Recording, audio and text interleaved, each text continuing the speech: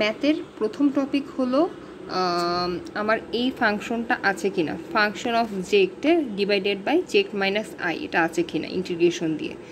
তারপর যদি দেখি এটা আছে, দ্বিতীয় নিয়ম হলো যে এটা আমার ফাংশন অফ যেই জেক্টের মানটা থাকবে সেটা আমার অ্যানালাইটিক কিনা। অ্যানালাইটিক কিনা কীভাবে বুঝবো?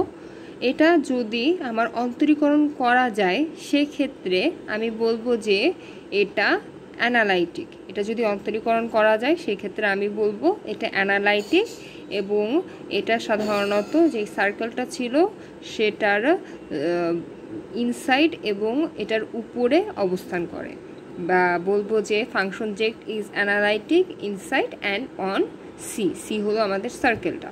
তারপর দেখব যে আমার